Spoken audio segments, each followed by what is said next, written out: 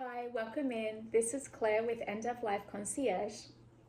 It's where I tap into spirit, bring you messages for the collective whose bodies are dying. We're all dying all the time. However, there's people who now have a certain amount of time left, and this channel is for those people to bring them peace and healing and an understanding of the eternity of our consciousness, and that it's only the body that dies. It's not you. You're not dying. Your consciousness is going to live on forever, and it's just the body that's dying. And so when I was meditating this morning, I asked, what should I talk about today to the collective? Should I tap in and do a spiritual reading? But my first instinct was to read you a passage from this book, Peace is Every Step. This book is really precious to me. It helped me get through my divorce. There was a meditation in there whereby the author, and I can't pronounce his name, Thich Nhat Hanh, I think. He says, on the in-breath, breathe in and go, as I breathe in, I'm feeling, and then name an emotion, and then as I breathe out, I'm feeling, or I feel.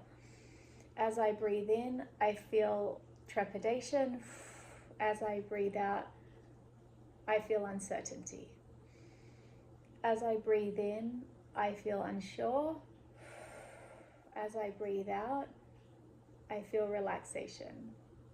As I breathe in, I feel expansion. As I breathe out, I feel peace. And so I would sit with this meditation. And I would do it for half an hour a day. Every morning. It was the only thing that gave me some comfort and certainty, and like rooted me inside myself, anchored me in God, anchored me in my existence. It was amazing. I mean, I feel a lot better just even after doing 3 breaths. So I invite you to try that, especially if you have some anxiety or you're suffering, like holding on to something, or there's some fear. That's a really great exercise. So I just decided to open this book. I actually gave my copy to one of my teachers, and she said she just started reading it and already it's helping her sleep, like incredibly. So I bought another copy. So this is brand new, and I just thought I'll open to a random page and see. And so the page that I opened to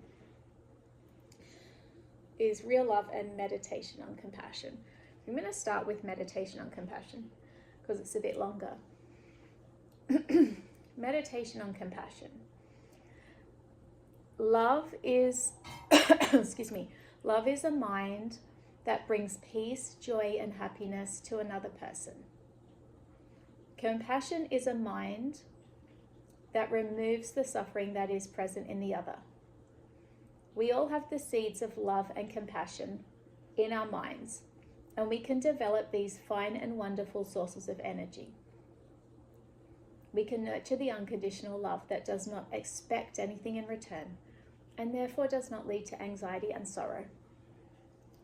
The essence of love and compassion is understanding, the ability to recognize the physical, material, and psychological suffering of others. To put ourselves inside the skin of the other. We go inside their body, feelings, and mental formations and witness for ourselves their suffering. Shallow observation, excuse me, as an outsider is not enough to see their suffering. We must become one with the object of our observation. When we are in contact with another suffering, a feeling of compassion is born in us. Compassion means literally to suffer with. We begin by choosing as the object of our meditation someone who is undergoing physical or mental or material suffering, someone who is weak and easily ill, poor or oppressed, or has no protection. This kind of suffering is easy for us to see. After that, we can practice being in contact with more subtle forms of suffering. Sometimes the other person does not seem to be suffering at all, but we may notice that he has sorrows which have left their marks in hidden ways. People with more than enough material comforts also suffer. We look deeply at the person who is the object of our meditation on compassion, both during sitting meditation and when we are actually in contact with him. We must allow enough time to be really in deep contact with his suffering. We continue to observe him until compassion arises and penetrates our being. When we observe deeply in this way, the fruit of our meditation will naturally transform into some kind of action. We will not just say, I love him very much, but instead, I will do something so he will suffer less. The mind of compassion is truly present when it is effective in removing another person's suffering. We have to find ways to nourish and express our compassion. When we come into contact with the other person, our thoughts and actions should express our mind of compassion. Even if that person says and does things that are not easy to accept, we practice in this way until we see clearly that our love is not contingent upon the other person being lovable. Then we can know that our mind of compassion is firm and authentic. We ourselves will not be more at ease. We ourselves will be more at ease, and the person who has been the object of our meditation will also benefit eventually. His suffering will slowly diminish, and his life will gradually be brighter and more joyful as a result of our compassion. We can also meditate on the suffering of those who cause us to suffer. Anyone who has made us suffer is undoubtedly suffering too. We only need to follow our breathing and look deeply, and naturally we will see his suffering. A part of his difficulties and sorrows may have been brought about by his parents' lack of skill when he was still young. But his parents themselves may have been victims of their parents. The suffering has been transmitted from generation to generation and been reborn in him. If we see that, we will no longer blame him for making us suffer, because we will know that he is also a victim. To look deeply is to understand. Once we understand the reasons he has acted badly, our bitterness towards him will vanish, and we will long for him to suffer less. We will feel cool and light, and we can smile. We do not need the other person to be present in order to bring about reconciliation. When we look deeply, we become reconciled with ourselves, and for us, the problem no longer exists. Sooner or later, he will see our attitude and will share in the freshness of the stream of love, which is flowing naturally from our heart.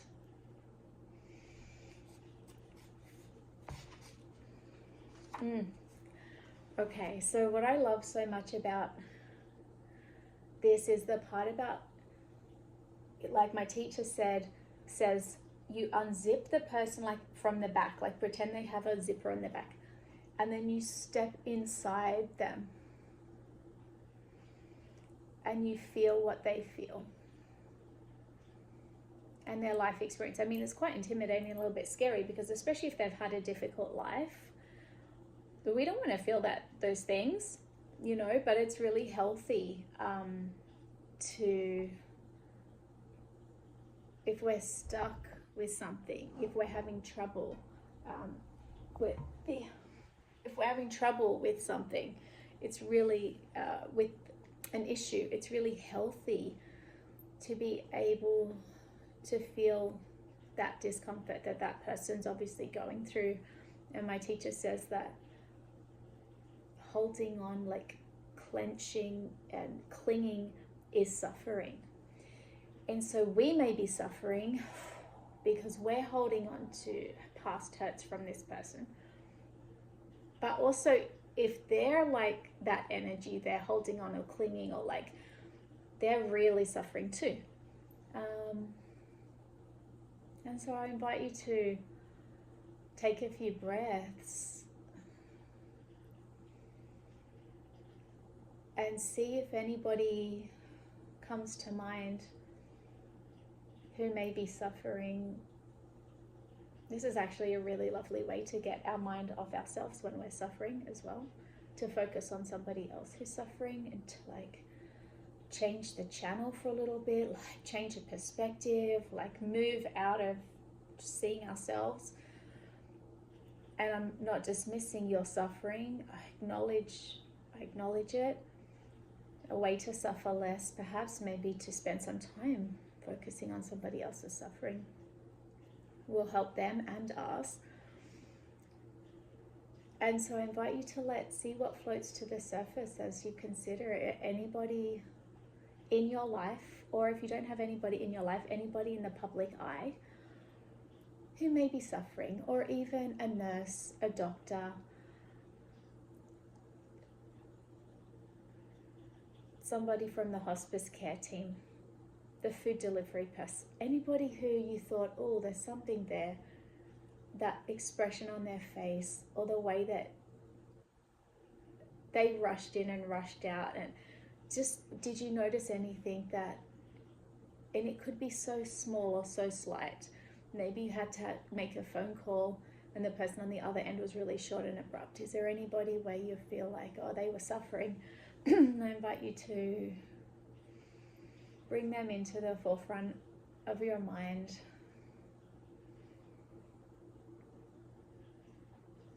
Maybe unzip them from behind, step into their body and take a few breaths, feeling what they feel, experiencing what they may have experienced. And just being with that.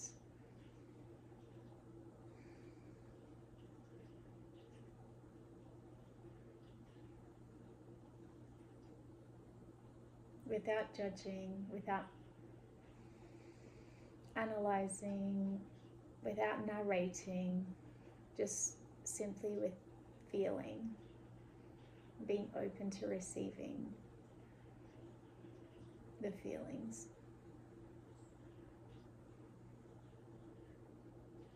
And notice anywhere in your body where you feel tension or tightness or aching. That's related to this person.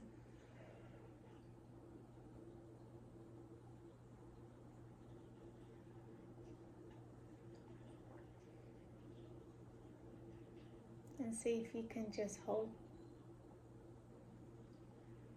witness, bear witness to them in their suffering.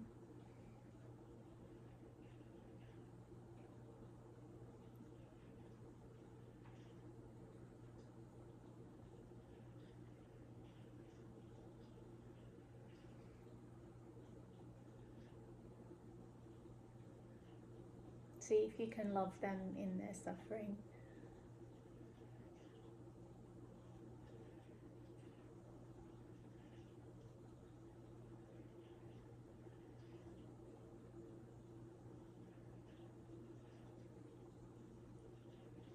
And when you're ready,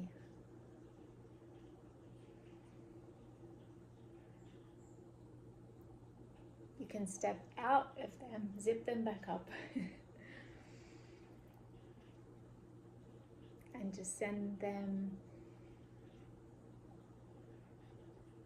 love and good intentions and understanding. I see you, I understand. I love you anyway. And then how do you feel after that? Do you feel more expansive? Like, do you feel lighter? Do you feel more contracted? Do you feel heavy? Like, how does your body feel? How does your heart feel? How does your heart space feel? Do you feel more open and more like flowing, or do you feel more sort of constricted? Like, just notice yourself. And yeah, I invite you to re-listen to this anytime and re-listen to the words from that meditation. And maybe you come up with a different meditation and a different interpretation. That was my interpretation, just that came straight to mind from reading that paragraph. And maybe you'll have a different interpretation and a different approach. And you can also now hold yourself with that same loving kindness, that same understanding, that same open, I love you anyway. No matter what you've done, said, who you've hurt, you can hold that space for yourself. I love you anyway. You did your best, to yourself. And it's a little bit of kindness, Let me see if anything wants to come through from Spirit for this collective that have found this meditation. Like, the algorithm is magical, and you find these timeless readings when you're meant to. And so I feel that this collective found this because you're opening your heart. You've asked to open your heart. You want to be more understanding, more loving, kinder to probably yourself, and others. But it's just really beautiful that you've come here and this has found you. It's always for a reason, and there's no coincidences. So Spirit, does anything want to come through for this collective?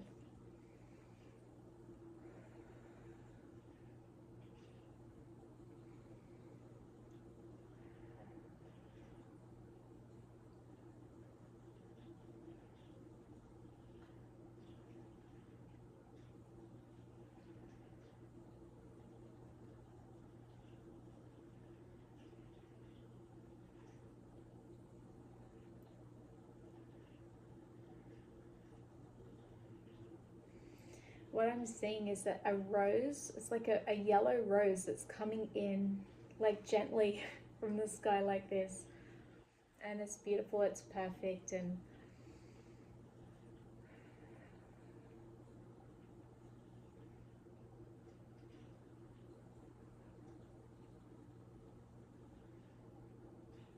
is there anything around? I feel like there's something around this rose.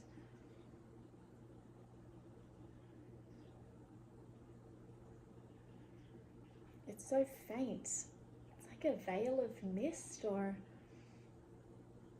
I can't really see what is around this rose.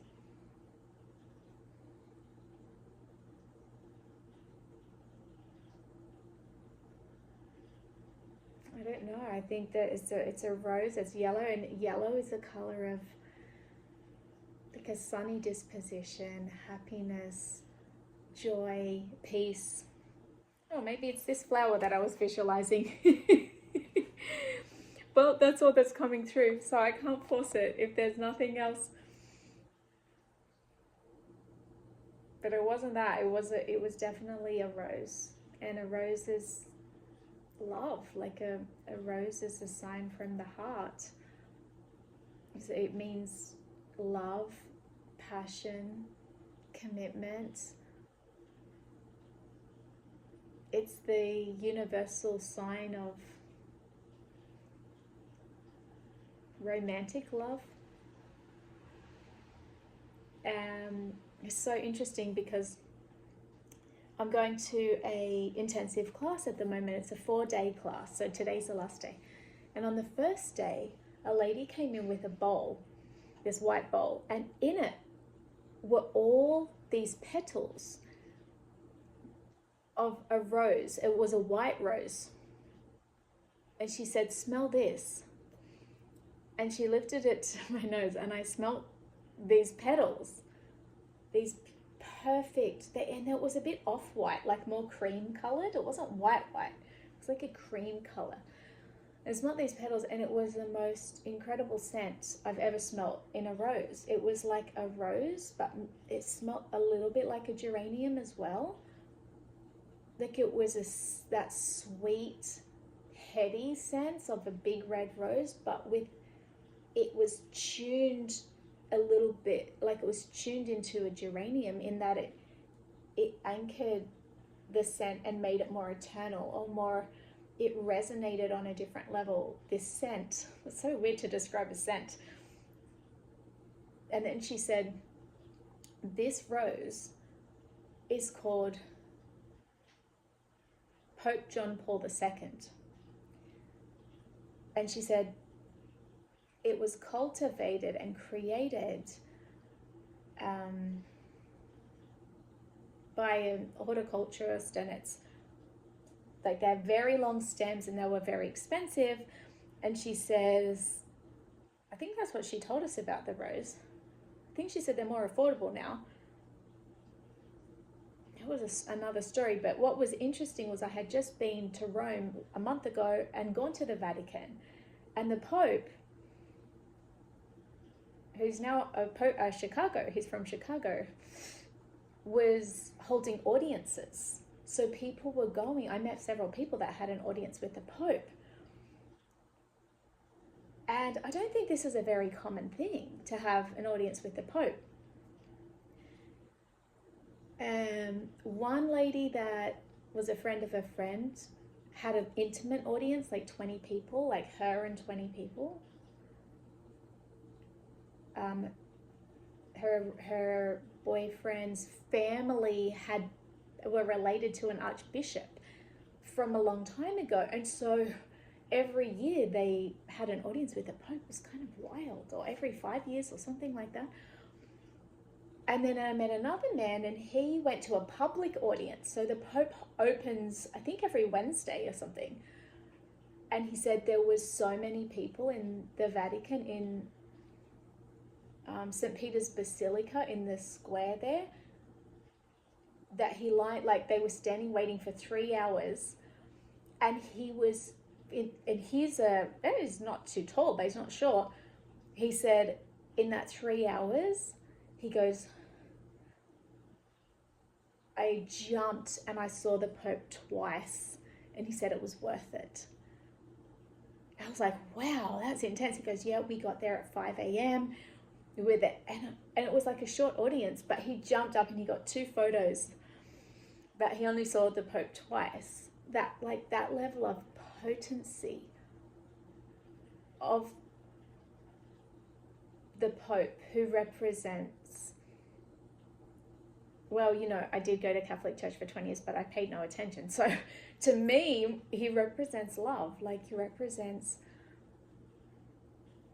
like a holy divinity, like a connection to the divine source for people. I'd say the rose is also a universal symbol of love. Could be a rose for your friend, so friendship love. Could be rose, I buy flowers for myself see, every week. Could be like self-love. But it's interesting that we have this paragraph and the roses and the Pope, and I just think that I'm just feeling that there's you may be opening to divinity.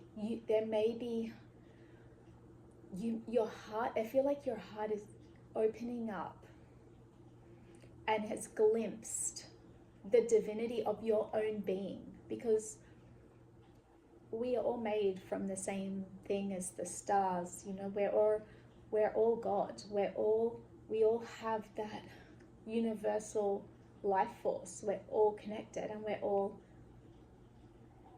particles of God. And so I feel like you may be on a journey where you're beginning to glimpse the depth of your own being and the endless expansiveness of your consciousness, and a knowingness of your power even if you're not able to walk or stand or move around by yourself, the power of your own heart and your own awareness and consciousness to love.